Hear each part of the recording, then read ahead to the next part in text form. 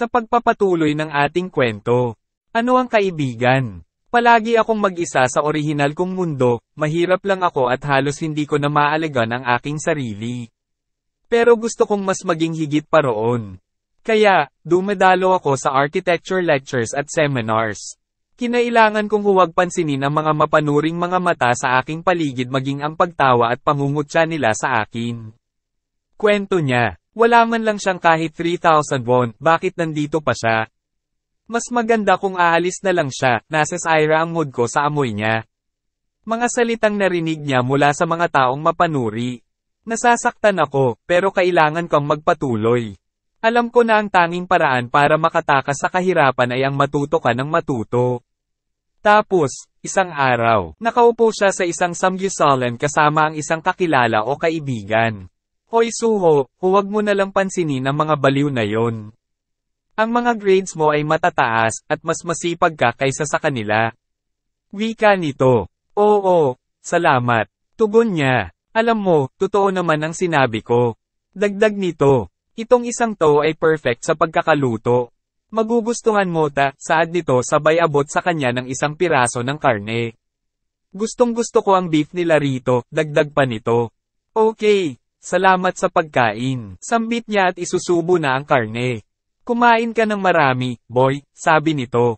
Hindi ka pa nakatikim ng beef kailan, ano? Tanong nitong tila may pangungutya. Nagulat siya dahil inakala niyang magiging kaibigan niya ito. Ang mga mata niya ay nakatingin sa akin na tila minamaliit niya ako. At nakangiti siya sa akin na tila may binbalak siyang kakaiba. Sa buong buhay ko, alam na alam ko ang ganyang mukha. Tila pinapakain niya ay isang ligaw na aso. Gumagawa siya ng mabuting asal para rin sa kanyang sarili.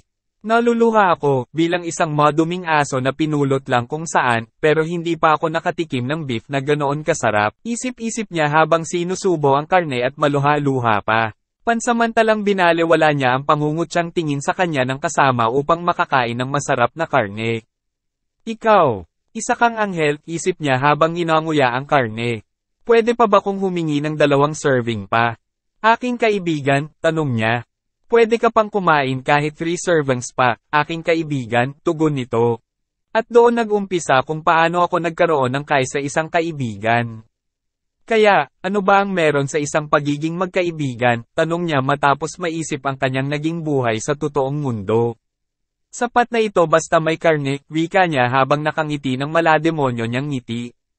Kumuha siya ng karne mula sa kanyang bag at ito ay kumikinang-kinang pa. Ano yan? Ang kinang na yan. Talaga bang karne yan? Tanong ni Mire sa kanyang sarili. Inilagay ni Lloyd ang karne sa lutuan at nang maluto ito ay kinain ng mga elf. Maluha-luha ang mga ito sa sobrang sarap ng karne. Tinatanggap ko ang deal. Sigaw ni Mira. Mira, paano na ang pagsang-ayon ng mga elders? Tanong ng isang elf. Masusolusyonan ang lahat ng ating problema kapag tinanggap ko ito, at alam kong sasang-ayon sila basta hindi na kailanman magugutom ang ating lahi. Ang karne ang tanging nakikita kong solusyon sa ating problema, sagot niya. Ang Everglow Forest Elves na kahit kailan sa loob ng 500 na taon ay hindi nakipagkasundo kahit na kanino pa mang tribo. Ngayon ay pumirma sa isang business agreement sa isang tao na mula sa estado ng Frontera. Naglalakad na sila Lloyd kasama ang elves. Proud na nakangiti ang bida sa kanyang nagawa. At gulat naman ang mga tao sa buong nayon sa kanilang nakikita. Bakit pa ba ko nakipaglaban kung ang masusolusyonan lang pala ito ng karne, isip ni Javier na medyo nainis. Master Lloyd, paanong nangyari ito? Una ay mga orcs, at ngayon naman ay mga elves. Sa susunod ba ay magdadala ka na ng dragon pagbalik mo? Huwag mo nga ay jinx. Kahit ano naman, pero kung dragon, mga bulong-bulungan ng mga tao sa paligid. Napatingin naman si Mira sa paligid. Ginawa ito sa pamamagitan ng pagpapakasakit sa mga halaman. Makita ito ng personal ay sobrang nakakakilabot. Isip niya habang nakatingin sa mga bakod, pinto na yari sa kahoy. Ang ibang tao ay tumatangging kumain ng mga hayop. Ethnicity, kultura, at pansariling kagustuhan, lahat ay may kanya-kanyang rason. Isuko mo na ang pagiging matigas ng ulo kahit kaunti at umpisahan na nating tulungan ang isa't isa. Sa palagay ko, diyan mag-uumpisa ang pamumuhay ng masaya. Wika ni Lloyd nang mapansin niyang hindi komportable si Mira sa kanyang mga nakikita. Naiintindihan ko ang sinasabi mo, pero kailangan ko ding intindihin ito gamit ang aking puso. Sagot nito, tama ka, pasasaan ba't mangyayari rin yan? Kumain ka lang ng kumain ng karne habang pinag-iisipan yan. Wika niya habang nakangiti na mapang-asar. Mukhang naiintindihan ko na ito. Tugon nito na tumutulo pa ang laway. Ang construction ng Honey Apartment Complex 101 at 102 ay nagpapatuloy. Bago ako nagtungo sa Everglow Forest ang aking alalahanin ay kung makukumpleto ba ito hanggang 102 bago bumaba ang temperature ng mas mababa pa sa zero? Nagyayelo at natutunaw. Kung ang tubig sa concrete ay nagyelo sa temperaturang mas mababa pa sa zero, at sa huli ay matutunaw kapag ang temperature ay tumaas naman ng taglamig. Magkakaroon ng walang humpay na tulo na magiging dahilan upang masira ang concrete sa loob. Isip niya at inimagine na guguho ang gusali. Ganun pa man, hindi ko na iyon ngayon alalahanin. Wika niya nang nakangiti habang hinihimas-himas pa ang kanyang baba. Tumulong na ang mga elf sa paggawa sa construction. Dahil likas silang maliliksi at magagaling umakyat at tumalon ay walang kahirap-hirap sa kanila ang mga gawaing ito kahit na mataas na ang gusaling ginagawa. Tapusin natin ito kaagad at kumain na tayo ng beef, sigaw ni Mira habang bitbit ang isang tali ng bakal.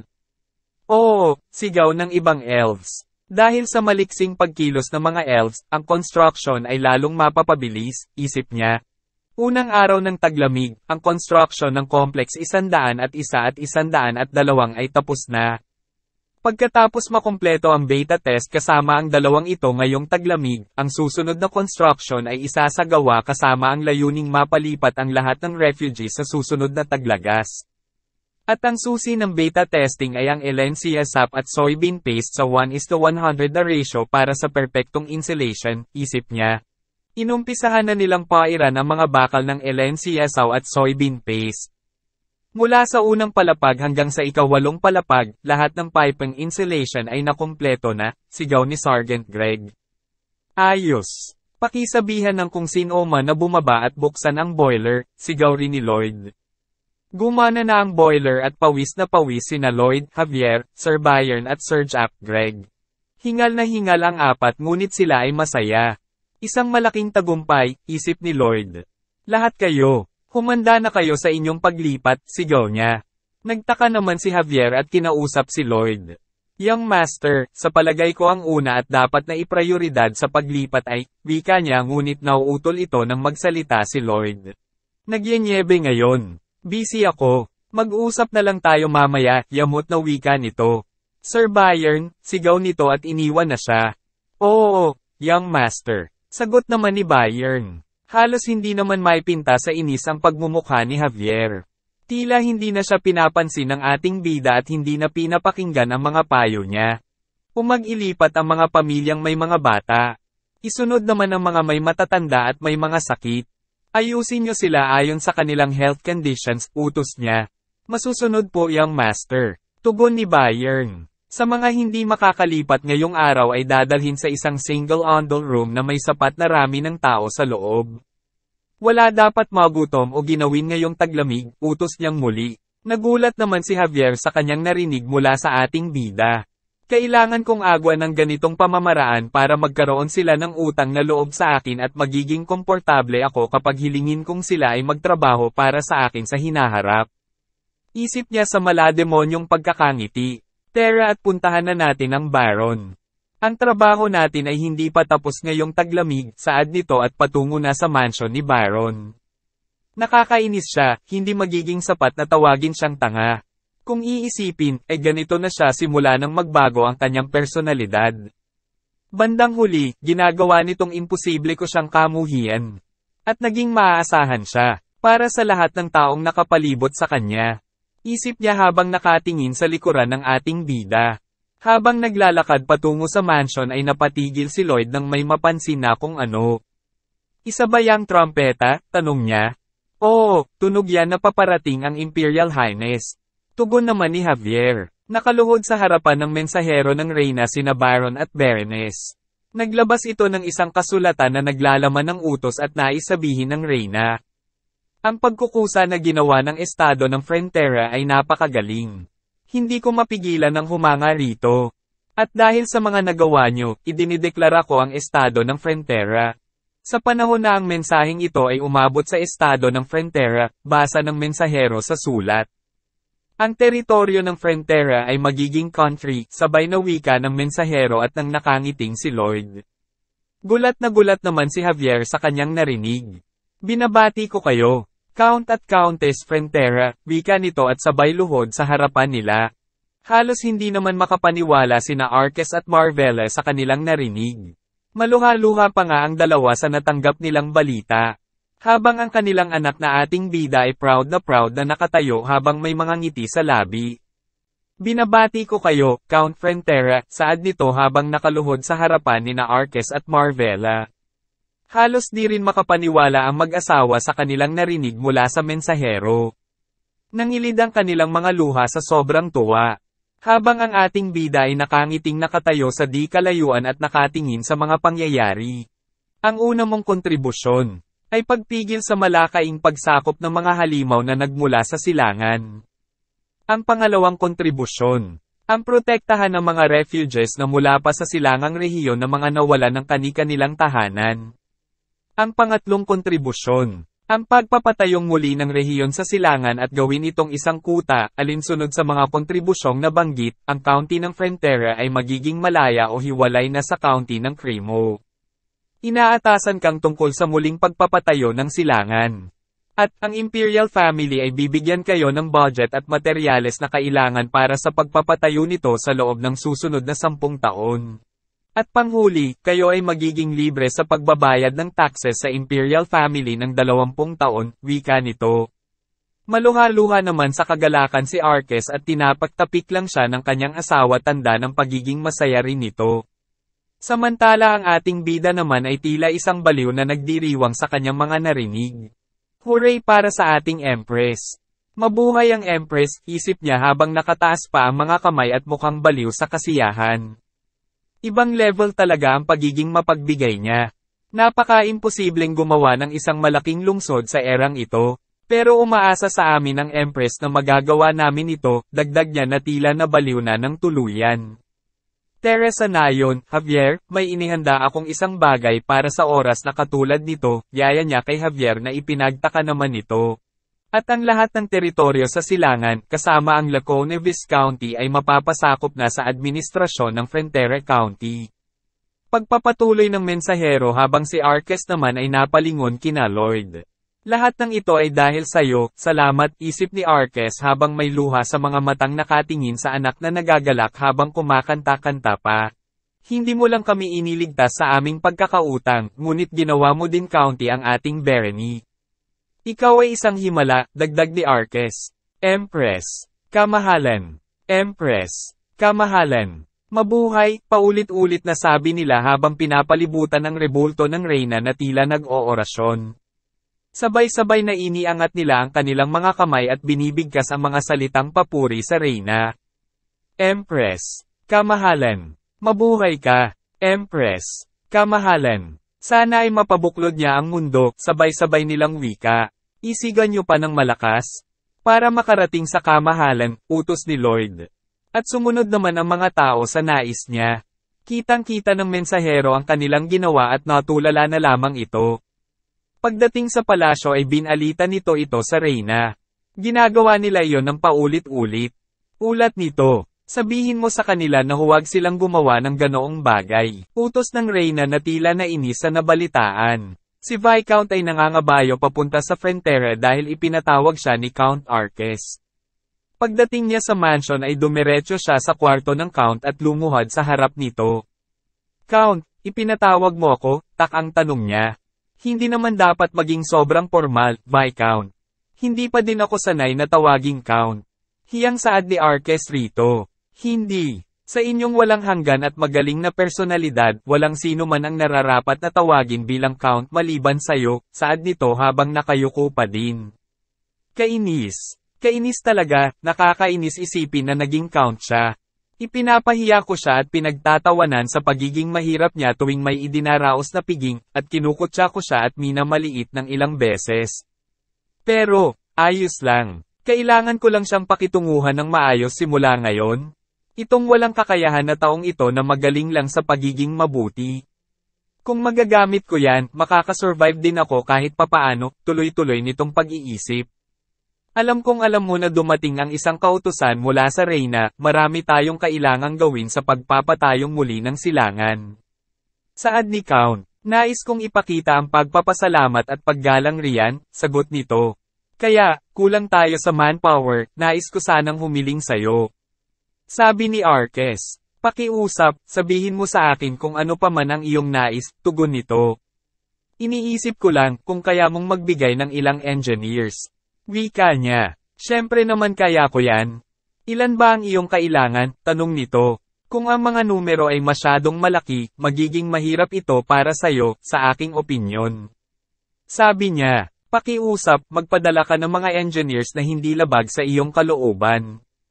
Dagdag niya, napatingin naman si Viscount kay Count at nakita niya ang nakakatakot itong itsura. Yung dami ng ipapadala mo ay hindi sana makakaapekto ng masama sa ating pagkakaibigan. Wika nitong nakatingin sa kanya ng nakakatakot. Pinagpawisan naman si Viscount sa kanyang narinig at nakita sa mukha ni Count. Lumabas na ng mansion si Viscount na wala sa sarili. Nahulog pa nga ito sa kabayo nito. Samantalang si Count naman ay nakatingin lang sa kanya mula sa bintana. Hindi ako nang bully sa buong buhay ko, at manakot. Subalit, wika niya habang nakatingin sa nanginginig na si Viscount na pinipilit umakyat sa kabayo nito. Pakiramdam ko ay napakagaan. Ngiting mala demonyo nito. Ang Honey Apartment Building 101 at 102. Ang admission ng mga residente ay nakumpleto na, ulat ni Bayern kay Lloyd. Nakatanggap naman ng notice ang ating bida na nakasaad dito na nakakuha siya ng Monumental Construction Achievement. Pinamahalaan niya ang unang construction ng apartments at tinirhan ito ng mga residente sa kontinente ng Laurasia. Nakatanggang siya ng bonus RP na 700. Sa kasalukuyan ay mayroon na siyang 4,783 na RP. Ngayong naitanim ko na ang buto, oras na para mag-ani, isip niya habang nakangiti. OMG! Ang supply ng pagkain ay may karne at tinapay? Wow! Salamat sa pagkain, wikang ng isang bata at maganang kinain ang pagkaing nakahain sa kanilang lamesa. Darling, halika na dito dali. Tawag ng babae sa kanyang asawa. Kumain lang kayo dyan. Hindi ako kakain. Sagot nito. Nagpapasalamat ako, sobrang nagpapasalamat, pero noon, nagtrabaho ako ng maigi para suportahan ang aking pamilya. Pero ngayon ay nasa posisyon ako kung saan wala akong magawa at umaasa lang sa iba. Hanggang kailan ako mamumuhay ng ganito? Isang walang kwentang tao, isip nito.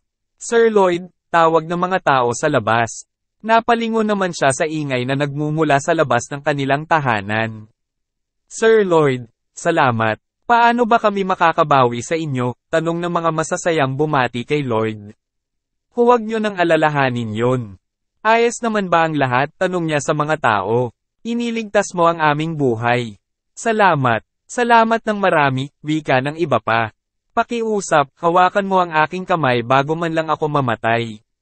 Wika ng matandang lumapit pa sa kanya habang lumuluha.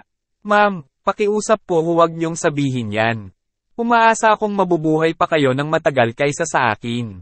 Wika niya habang hinawakan ang kamay ng matanda. Kaya natin ito. Kaya natin ito, sabay naman nilang wika ng bata habang ginuhit naman sila ng isang pintor.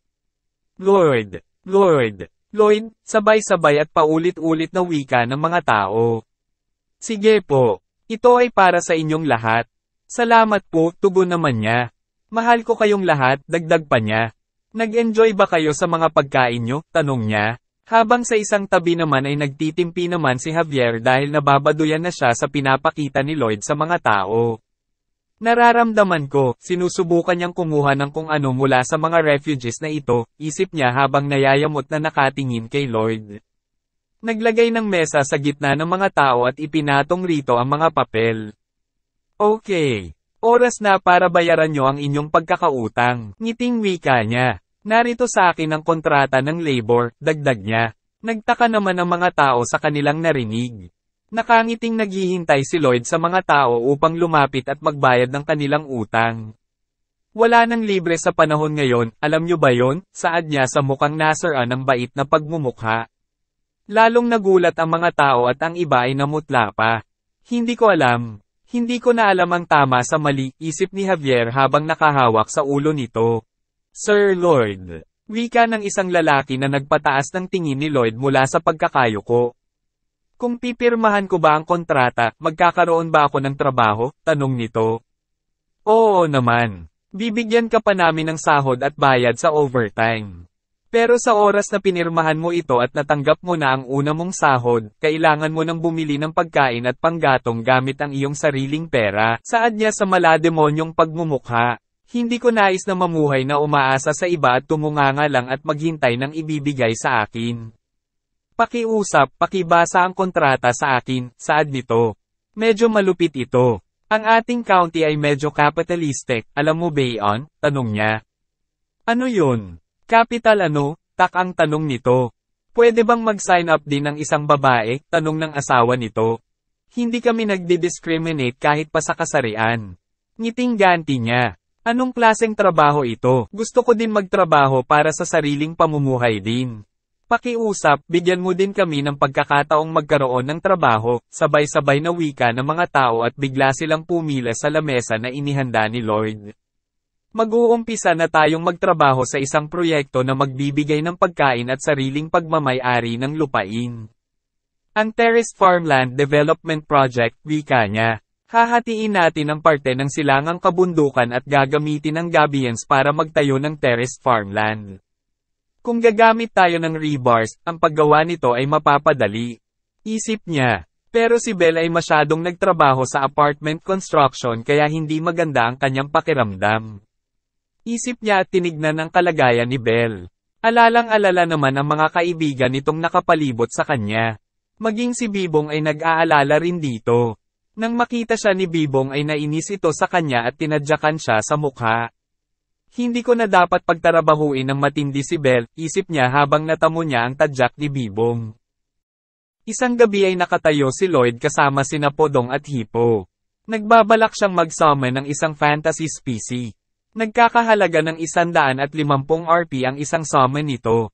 Pinag-isipan ko na ito ng ilang araw, pero ito lang ata ang natatanging paraan para makakuha ng mga kailangan nating materyales.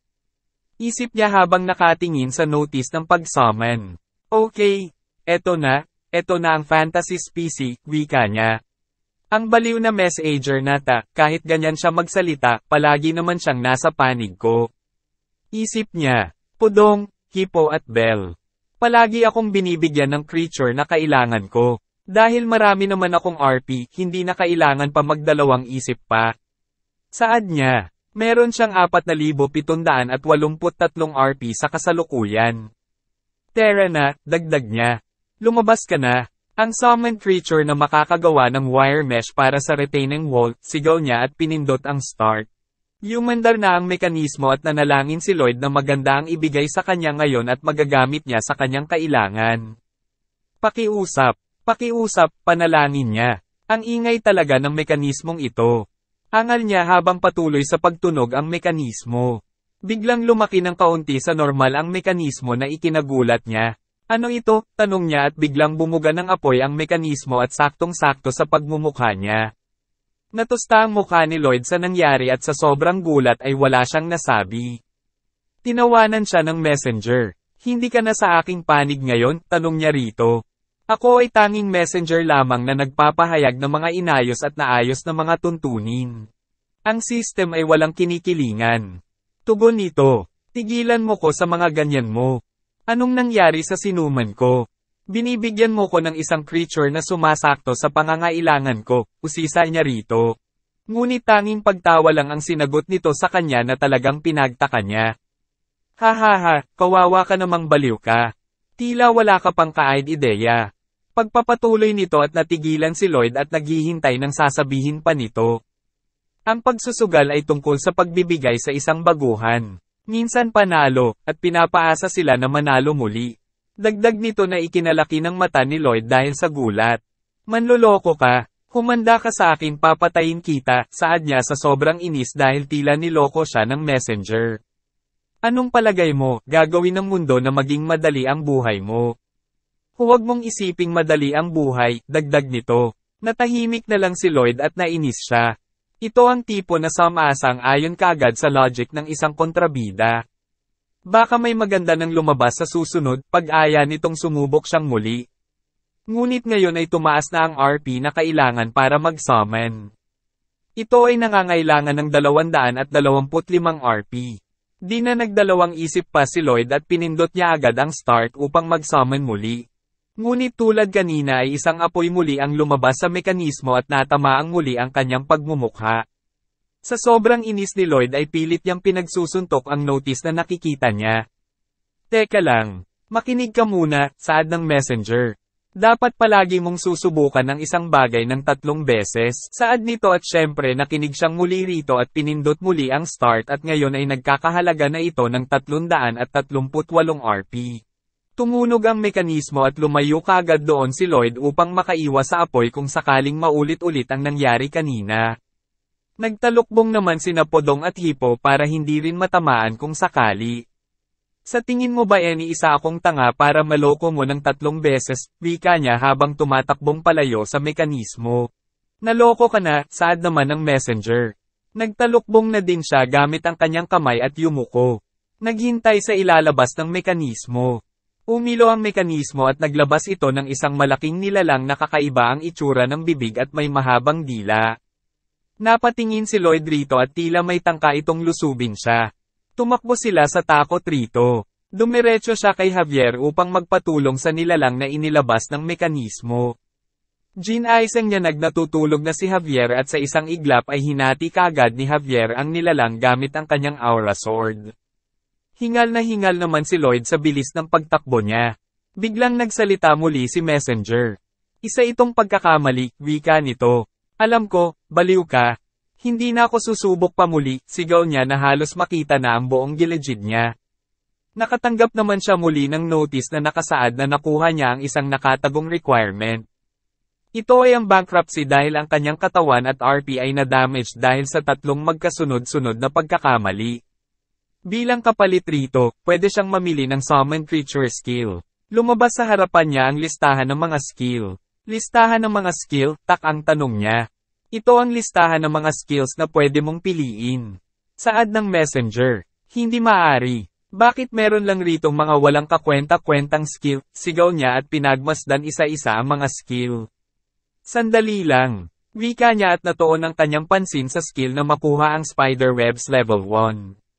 Spiderwebs, tanong niya. Kung ito ay ang makapal na mesh, kung ganoon ay magkakaroon ako ng mas higit pa sa 3 beses na makunat at elasticity ng isang steel.